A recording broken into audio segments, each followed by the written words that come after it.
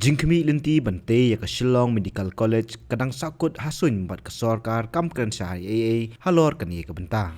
Ka menteri badai kmi ya tanat ka koi ka kia ka Dr. Ampareen lingdo kalau ong ba kam dei satia ka basuk ban snai ka Medical College bat kuburu ba ka jala ka duna haki benta ka jingdon kam bante ki jaka puli dawai dashin. Kalau ong ba ka jala kam don ki doktor ni wat ki doktor ki blak kamrang ba ban angnut ban long ki professor. Kalau ong bakani kadai kadau bak sarkar jala kasim ke jingete lang bat ka USTM bat ki wei ki jaka puli ki babha hakju upor kalau ong bak jingyo jaka bat kamon ki riutibet ban syakri haka jala ki dei ki jinge ki bakrau haka wei pat kalyang ka menteri kalau ong bak jingte ya ka Tura Medical College kalaya Khmat wat hapadeng ka jingdu ya ka por bat ka jingkiu ka dor. You cannot compare yourself with a state like Assam, where Assam is forward by so many strides when compared to smaller states like Meghalaya. Having said that, there are other complications that challenge the state of Meghalaya. Availability of land is the biggest of all challenges. Number two, availability of expertise, willingness of experts to come to the state of Meghalaya to serve, facilities of lodging, facilities of other requirements of technical staff that have to come to the state of Meghalaya. These are all big challenges. We've seen it has taken an important health center like Negram's so many years to stabilize. Why is that happening? It's because we have these difficult situations which are peculiar only to the state of Meghalaya. However, let me tell you one thing. There will come a time when even in the state of Meghalaya, we will be able to raise medical institutions and facilities for the people of the state of Meghalaya.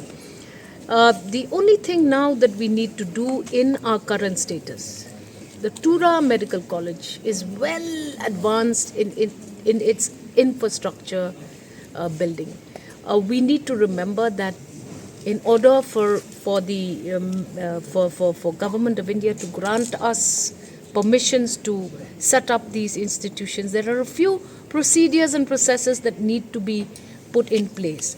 So, Tura Medical College infrastructure building is well ahead, and we have picked up all the lost time during COVID and other things. Also, there were cost escalations, there were all kinds of problems which MDA 1 has put behind them. MDA 2 now will just fast track the medical college in Tura. Medical college in Shillong, we are way ahead.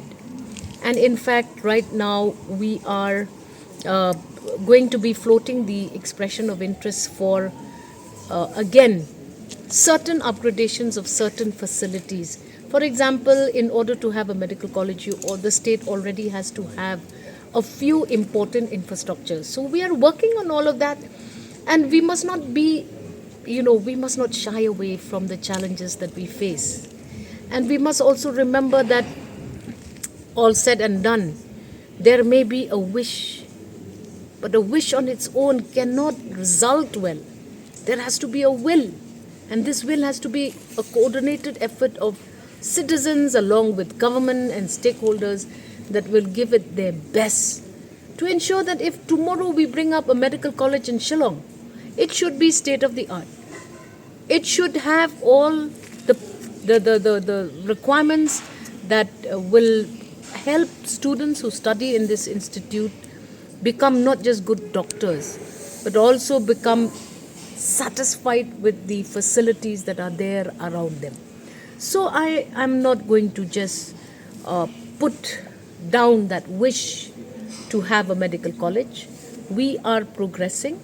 I have requested officers to immediately draw a line as to what is the status of each of these medical colleges. And I will be briefing the media, provided that we also sit, I will be sitting with our colleagues in the cabinet to further get all the necessary assistance that is required in order to meet the norms for the start of a medical college. So many norms are there, and do not give up hope. We will continue to try to bring these medical colleges, and we should not lose hope and say that no, everything is hopeless? Are we willing to extend retirement services of doctors to 65 years like in every other state? Because these are the doctors that will be manning the various departments in this medical institution. Number two, do we have the infrastructure? Do we have the hostels ready? Are the hostels available? Number three, do we have the experts in administration to help government run these institutions? Because you're looking at a government-run medical college. So a government-run medical college will be far more challenging. That is why government of Meghalaya is speculating or contemplating on PPP models with USMT, PPP models with other institutes that have done well and that have excelled in in medical institutions, medical colleges. So many things have to be taken into consideration. Let me assure you that we are now already seeing things happening, and I am confident that very shortly we will be able to do it. We have said that we are targeting 2025. You're at January of 2024. We are progressing. Give us the credibility. Give us the time that we need.